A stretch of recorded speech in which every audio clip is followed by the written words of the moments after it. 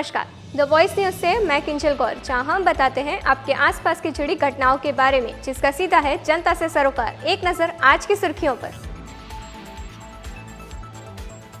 वलसाड़ जिला के वापी सहित संघ प्रदेश दमन और सिलवासा में आषाढ़ी बीज के दिन भगवान जगन्नाथ जी की भव्य रथ यात्रा निकाली गई, जिसमें बड़ी संख्या में श्रद्धालुओं ने भाग लिया। वापी रॉफेल यूनिवर्सिटी में पारडी विधानसभा के अंतर्गत आने वाले भाजपा के सभी मंडलों द्वारा विधायक और वित्त मंत्री कन्हूभाई देसाई की अगुवाई में संयुक्त रूप से नवनियुक्त सांसद धवल भाई पटेल के सम्मान में आयोजित किया गया विशेष कार्यक्रम। वलसाड़ जिला भाजपा अध्यक्ष हेमंत भाई कंसारा और धर्मपुर के विधायक अरविंद भाई पटेल ने धर्मपुर नगर पालिका द्वारा संचालित डीएनपी हाई स्कूल की नई इमारत का लोकार्पण किया। वलसाड़ के छिपवाड़ से हर साल की तरह इस साल भी निकाली गई श्री जगन्नाथ जी की रथ यात्रा। सरीगाम ग्राम पंचायत में आयोजित विशेष आम बैठक में बहुमत वाले विपक्ष के 11 सदस्यों ने बजट प्रस्ताव का किया विरोध। संघ प्रदेश सिलवासा में धूमधाम से भगवान जगन्नाथ की रथ यात्रा निकाली गई। वापी में रिक्शा से स्टंट करने वाले दोनों रिक्शा चालक को पुलिस ने धर दबोचा।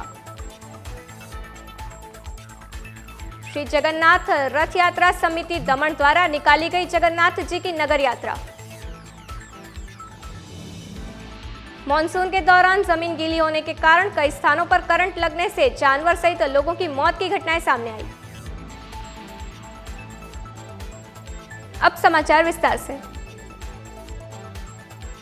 दमन और सिलवासा में आषाढ़ी बीज के दिन निकलने वाले भगवान जगन्नाथ जी की रथ यात्रा के लिए बड़ी संख्या में भाविक श्रद्धालु उपस्थित रहे। सभी स्थानों पर सबसे पहले भगवान के रथ की पूजा अर्चना की गई और उसके बाद रथ को रवाना किया गया। इस अवसर पर बड़ी संख्या में उपस्थित श्रद्धालुओं ने हाथी घोड़ा पालकी जय कन्हैया लाल की का स्लोगन भी गाया और उड़ीसा के लोगों ने अपनी संस्कृति का परिचय दिया।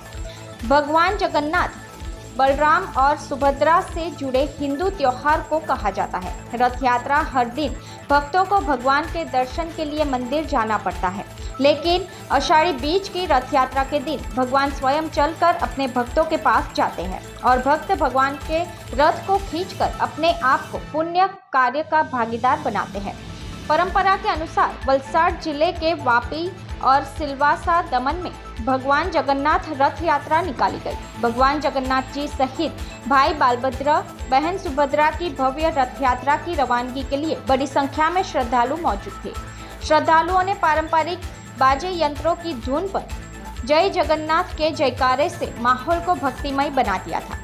वापी में 14 वर्षों से हर आषाढ़ी महीने में रथ यात्रा का आयोजन करने वाले श्री जगन्नाथ चैरिटेबल ट्रस्ट ने सजे हुए रथों पर भगवान जगन्नाथ, भाई बालभद्र और बहन सुभद्रा के लिए डुंगरा से चनौर तक रथ यात्रा का आयोजन किया। यह रथ यात्रा उसी प्रकार मनाई जाती है जैसे कि जगन्नाथपुरी में मनाई जाती है।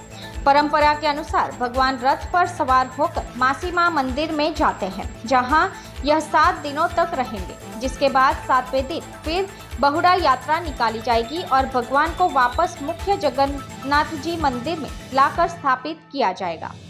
वापी में आयोजित भगवान जगन्नाथ के रथ को स्थानीय नेताओं, भक्तों और पुलिसकर्मियों ने खींचा।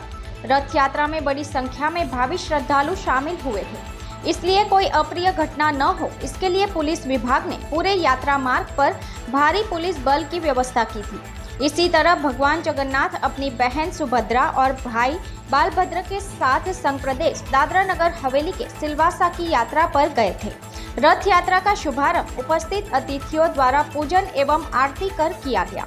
यह यात्रा जलाराम मंदिर बाविसा फलिया तक जगन्नाथ सेवा समिति द्वारा संचालित की गई थी, जिसका प्रस्थान नगर पालिका अध्यक्ष रजनीबेन शेट्टी ने किया। तो वहीं बालदेवी जगन्नाथ कल्चरल समिति की ओर से आयोजित रथ यात्रा बाविसा फलिया से शुरू होकर किलवनी नाका, झंडा चौक, आमली गायत्री मंदिर होते हुए शहर के विभिन्न इलाकों से गुजरी थी। इस रथ यात्रा के दौरान बाविसा फलिया में मुस्लिम समुदाय द्वारा रथ यात्रा का स्वागत कर एकता का माहौल बनाया गया। इसके अलावा मुस्लिम समुदाय की ओर से पानी और केले भी बांटे गए। वहीं दूसरी ओर संघ प्रदेश दमन में आषाढ़ी बीज के दिन भगवान जगन्नाथ की भव्य रथ यात्रा निकाली गई। भगवान जगन्नाथ जी अपने भाई बहनों के साथ संघ प्रदेश दमन में नगर यात्रा पर निकले थे। इसे देखने के लिए दमन के मुख्य रथ यात्रा मार्ग पर श्रद्धालुओं की भीड़ देखी गई, जिन्होंने नगरचर्या से निकले भगवान जगन्नाथ भाई बालभद्र बहन सुभद्रा के रथ को खींचकर पुण्य का सौभाग्य प्राप्त किया था। दमन के 332 स्थित जलाराम मंदिर से शुरू हुई यह रथ यात्रा सत्यनारायण मंदिर, बिजली विभाग, दमन 4 रास्ता, टैक्सी स्टैंड, बस स्टैंड, धोबी झील सहित विभिन्न क्षेत्रों का दौरा करते हुए नेताओं ने सजे हुए रथ को खींचा और जय जगन्नाथ की धून बजाई। गौरतलब है कि आषाढ़ी बीज के दौरान वापी और दमन के सिलवासा में भगवान जगन्नाथ जी की रथ यात्रा का आयोजन किया जाता है। वापी और दमन में देश के अलग अलग राज्यों से लोग आकर बसे हैं, जिन्होंने रथ यात्रा की योजना के दौरान उत्साहपूर्वक भाग लिया। भक्तों ने भगवान के दर्शन किए और प्रसाद ग्रहण किया और प्रार्थना की कि पूरे देश के लोग स्वस्थ रहे, देश का विकास हो और लोग भाईचारे के साथ रहे। आज वापी स्थित रॉफेल यूनिवर्सिटी में वलसाड डांग लोकसभा के सांसद धवलभाई पटेल का स्वागत एवं सत्कार कार्यक्रम रखा गया था। वलसाड जिले में वलसाड डांग लोकसभा सीट पर भाजपा प्रत्याशी के रूप में मैदान में उतरे युवा और शिक्षित उम्मीदवार धवलभाई पटेल को वलसाड डांग लोकसभा विस्तार की जनता ने अपना सांसद चुना और अपने वोट से उनकी और उनकी पार्टी की जीत पर मुहर लगाई थी। इस चुनाव में कार्यकर्ताओं ने दिन रात एक कर अपने उम्मीदवार को जीत दिलवाने के लिए प्रचार प्रसार में जुटे थे। कार्यकर्ताओं की इसी मेहनत से धवलभाई पटेल वलसाड डांग लोकसभा के सांसद के रूप में निर्वाचित हुए।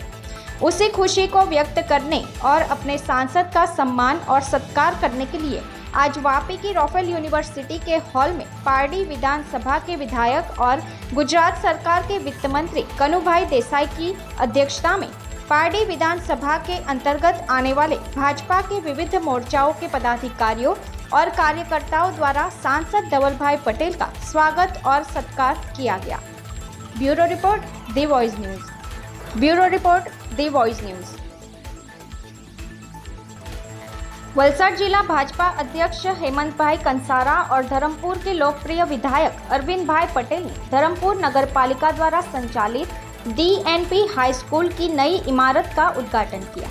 इस अवसर पर नगर पालिका के पूर्व अध्यक्ष, संगठन नेता, विद्यालय संचालक, शिक्षा मंत्री बड़ी संख्या में उपस्थित थे। Bureau report, the voice news. आज आषाढ़ी बीज के पावन पर्व पर वलसाड में परंपरागत रूप से भगवान जगन्नाथ की रथ यात्रा भक्तों द्वारा बड़े भक्ति भाव के साथ निकाली गई।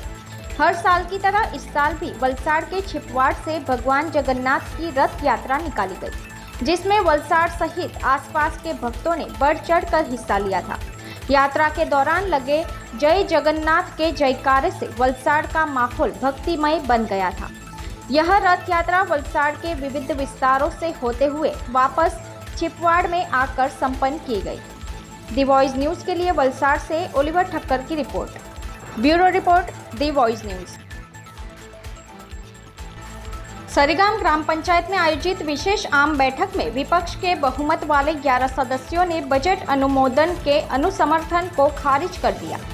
उमरगाम तालुका की बहुचर्चित सरीगाम ग्राम पंचायत में गुजरात राज्य गांधीनगर के विकास आयुक्त द्वारा सरीगाम ग्राम पंचायत के शिक्षित सरपंच सहदेव वाघार और तलाटी कम मंत्री की उपस्थिति में पंचायत हॉल में तालुका और गुजरात राज्य के विकास अधिकारी के निर्देशानुसार शुक्रवार को 12:30 बजे एक विशेष आम बैठक आयोजित की गई, जिसमें सरीगाम के 20 सदस्यों में से सरपंच समेत 19 सदस्य विशेष रूप से उपस्थित थे, जबकि एक सदस्य अनुपस्थित था। बैठक के प्रारंभ में तलाटी सह मंत्री ने पिछली बैठक की कार्यवाही का विवरण पढ़कर उसका अनुसमर्थन करते हुए मासिक आय व्यय का लेखा जोखा रखने का अनुमोदन किया तथा अध्यक्ष श्री की अनुमति से प्रस्तुत किए गए विकास कार्यों पर चर्चा की।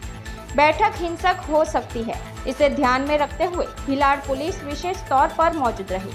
लगातार दूसरी बार बजट मंजूरी का अनुसमर्थन खारिज होने के बाद अब सरीगाम ग्राम पंचायत में विकास कार्य ठप हो गए हैं। આજની સામાન્ય સભા ગુજરાત હાઈકોર્ટના આદેશ મુજબ સ્ટે મળેલો છે એ બાબતે રાખવામાં આવેલ છે અને વિકાસ કમિશનરના લેટર મુજબ આજની સામાન્ય સભા રાખવામાં આવેલ છે. કયા મુદ્દા છે ખાસ ચર્ચા? બજેટના મુદ્દામાં તો અમે આ વિકાસ કમિશનરના લેટરના હિસાબે અને ગુજરાત હાઈકોર્ટના સ્ટેના हिसाबे थशे. ब्यूरो रिपोर्ट दी वॉइस न्यूज. सिलवासा में धूमधाम से भगवान जगन्नाथ की रथ यात्रा निकाली गई. सिलवासा में हर साल भगवान जगन्नाथ की रथ यात्रा निकाली जाती है. सिलवासा में 2 रथ यात्राएं निकली जाती है, जिसमें एक सिलवासा के बागसाफलिया इलाके से निकलकर रिंग रोड पर गुलमोहर हॉल में 7 दिनों तक रुकता है और 7 दिनों तक विभिन्न कार्यक्रम भी आयोजित किए जाते हैं. साथ ही महाप्रसाद का भी आयोजन किया जाता है और दूसरी रथ यात्रा शायरी जगन्नाथ मंदिर से निकलकर सिलवासा के सभी क्षेत्रों में दर्शन देते हुए सामरवाणी हॉल में 7 दिनों तक विराजमान होती है. सभी सिलवासा वासियों को जगन्नाथ यात्रा की बहुत बहुत शुभकामनाएं.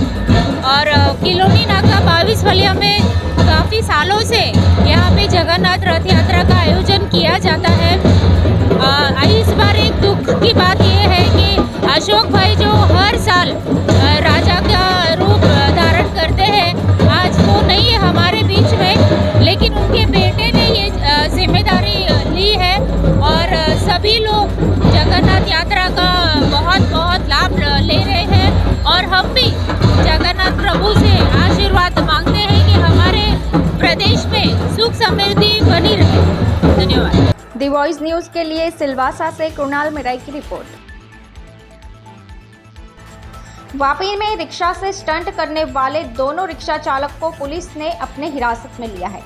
स्टंट करने के कारण ट्रैफिक बाधित करने और दूसरों को खतरे में डालने के आरोप में 2 रिक्शा चालकों को गिरफ्तार किया गया है. पुलिस ने बताया कि यह दोनों रिक्शा चालक सार्वजनिक सड़क पर स्टंट करने का वीडियो वायरल हुआ था, जिससे सड़क पर चल रहे लोगों की जान खतरे में पड़ रही थी.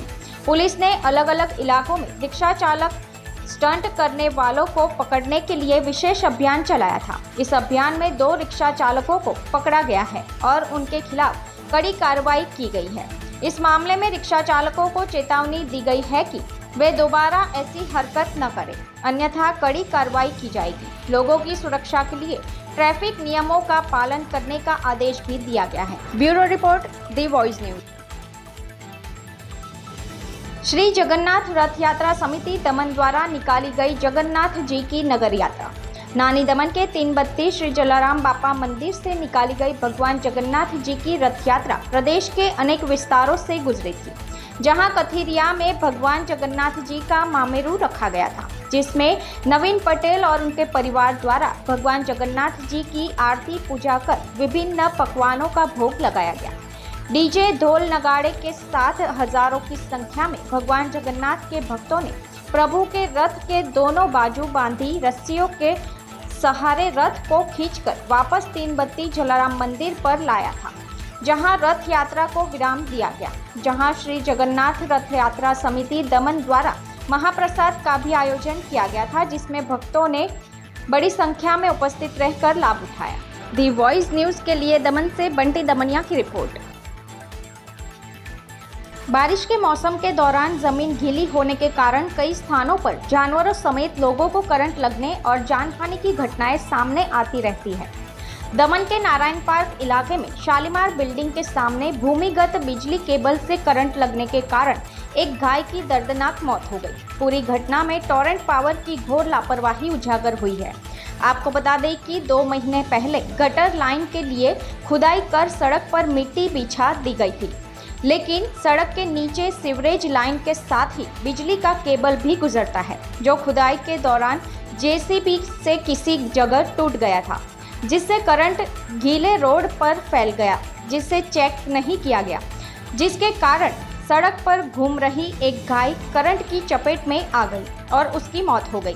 स्थानीय लोगों के मुताबिक 10 दिन पहले भी इसी इलाके की एक बिल्डिंग के कंपाउंड गेट में करंट फैल गया था। उसी समय टोरेंट पावर को सूचित किया गया था और टोरेंट कर्मचारी ने मौके पर पहुंचकर मरम्मत की थी, लेकिन टोरेंट कर्मचारी करंट के सटीक स्रोत का पता नहीं लगा सके क्योंकि करंट कहीं और से गुजर रहा था, जिसने एक गाय की जान ले ली। इस घटना के बाद स्थानीय लोगों ने घटना की सूचना दमनदीव सांसद उमेश पटेल को देते ही वह तुरंत मौके पर पहुंचे और उन्होंने कहा कि टोरेंट पावर की लापरवाही से आज एक गाय की मौत हो गई, लेकिन अगर किस्मत से यहां कोई व्यक्ति या बच्चा करंट की चपेट में आ जाता तो क्या होता। वहीं जब सड़क की सीवरेज लाइन बिछाई जा रही थी तो टोरेंट के कर्मचारियों या पीडब्ल्यूडी के अधिकारियों या कर्मचारियों को साथ में क्यों नहीं रखा गया। उन्होंने आक्रोश व्यक्त करते हुए कहा कि घटना को गंभीरता से लिया जाना चाहिए और टोरेंट पावर के साथ दमन के प्रशासक के खिलाफ शिकायत दर्ज की जानी चाहिए। इसके साथ ही उमेश पटेल ने टोरेंट कर्मियों से यहां से गुजरने वाली पूरी बिजली लाइन को खोदकर उसकी जांच करने को कहा है और पुरानी केबल बदलने और बिजली लाइन को ठीक करने को कहा ताकि भविष्य में इस तरह की जानलेवा घटनाएं घटित न हो। देखिए, ये जो इंसिडेंट हुआ है वो टोरेंट पावर की बेदरकारी की वजह से ही हुआ है। ये जो किस्सा है ये हमारे जो पड़ोसी लोग हैं, यहाँ पर रहने वाले लोगों ने बताया कि ये जब से खोदा है तब से अंदर वो वायर का जो वायर गया होगा वो खोद कर इन लोगों ने छिले हुए वायर को टूटे हुए वायर पे ही वापस भरकर निकल गए। अब ये संचालन जो है टोरेंट पावर का, ये जो इलेक्ट्रिक है या दूसरे पावर्स वाले हैं या फिर ये पीडब्ल्यूडी वाले हैं, जब खोदे तो वो सब होने चाहिए। जब मैंने टोरेंट पावर वालों को पूछा कि भाई खोदे थे तब आप कहाँ थे, तो बोले हमें बुलाते ही नहीं है। अब प्रशासक महोदय जी ऐसे ही विजिट करने निकल पड़ते हैं, जैसे प्रतिनिधियों को नहीं पूछते। वैसे उनके वहाँ से गुजरात से आयात करके लाए गए यहाँ पर कॉन्ट्रैक्टर, वो अपने आप को ही प्रफुल्ल भाई समझते हैं, किसी को मानते ही नहीं है। ना दमनदीव के विद्युत विभाग के में अधिकारियों को मान रहे, ना यहाँ के दूसरे विभाग में काम करने वाले इंजीनियरों को मानते हैं। तो उनकी वजह से आज गौ माता का तो बलिदान हुआ है। अगर ये बलिदान नहीं देती तो कोई ना कोई बच्चा या ये पड़ोसी, एक नहीं काफ़ी सारे शिकार हो सकते थे। तो ये प्रशासक प्रफुल्ल भाई पटेल की जवाबदेही है। ये जो एफआईआर करनी है ना, ये टोरेंट पावर के साथ साथ प्रफुल्ल भाई पटेल पर करनी चाहिए, क्योंकि उनके ही दिशा निर्देश के ऊपर ऐसे विकास कार्य हो रहे हैं। दमन में एक ही जगह ऐसा नहीं हुआ है, पूरे दमन में लोगों ने जहाँ जहाँ खोद खाद कर ऐसे ही काम किए हैं। गटरों को खोद के, रोडों को खोद के, सब जगह पर गैस, कभी गैस के धड़ाका हो रहा है, कभी इलेक्ट्रिक में धड़ाका हो रहा है। ये हो क्या रहा है? तो प्रशासक प्रफुल्ल पटेल जी को बताना होगा कि ये जो घटना घटी है उसका जिम्मेवार कौन है। प्रशासक प्रफुल्ल पटेल की ही जिम्मेवारी मैं तो मानता हूँ, क्योंकि वो किसी को मानते नहीं है और अपनी मन मर्जी से ऐसे विकास कार्यों को विकास कार्य बता रहे हैं। आज पूरे दमन में सारी जगह पे रोड को खोद खाद की उन्होंने ऐसी स्थिति की है, ना लाइट का सही से मरम्मत की है, ना पानी की पाइपलाइन की मरम्मत की है, ना तो उन्होंने गैस की पाइपलाइन की मरम्मत की है। तो मैं तो भगवान से प्रार्थना करता हूँ कि इस बारिश के मौसम में हमारे दमन वासियों की भगवान रक्षा करे, क्योंकि कहीं भी कुछ भी हो सकता है। तो टोरेंट पावर पर भी और प्रशासक प्रफुल्ल पटेल पर खुद पर एफआईआर करानी चाहिए।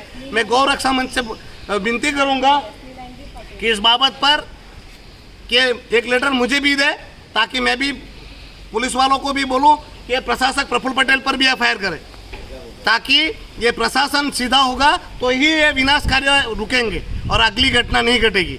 और मैंने इलेक्ट्रिक वालों को भी बोला है कि ये लाइट बंद करके पूरा वायर चेंज करो और वापस ऐसी घटना ना घटे, उसकी तकेदारी लो। और दमनदीव वासियों को भी बोलता हूँ, ये जब गटर खोदती है, रोड खोदता है, तो आप लोग भी बोलिए, ऐसे छोड़ के चले जाएंगे तो उसका भुगतान हमें ही नुकसान भुगतना पड़ेगा। ये तो भगवान की असीम कृपा है और गौ माता ने अपनी जान की बलिदान दे के हमें ही बचा लिया। सोचो कि आप में से कोई अगर ऐसा होता तो क्या होता, एक की जगह कितनी जानें भी जा सकती थी। तो ऐसी वारदात को रोकने के लिए दमनदीव वासियों को भी जागृत होना पड़ेगा। ऐसा खोदकाम हो तो ऐसे ही खोदने मत दीजिए। जब काम पूरा ना हो, लाइट वाला ना हो, गैस वाला ना हो, पीडब्ल्यूडी वाला ना हो, तो खोदने ना दे। बस यही कहना है। और दमनदीव के प्रशासन को कहना चाहता हूँ कि आप लोग होश में आइए और ये विनाश कार्य बंद कीजिए। ब्यूरो रिपोर्ट, दी वॉइस न्यूज। तो ये थे आज के समाचार। अपनी आसपास की घटनाओं की माहिती आप हमारे व्हाट्सएप नंबर 9898889116 पर भेज सकते हैं। अपने आसपास की खबरों को देखने के लिए बने रहिए द वॉइस न्यूज के साथ। खबरों में बने रहने के लिए द वॉइस न्यूज को सब्सक्राइब करें और बेल आइकन दबाएं।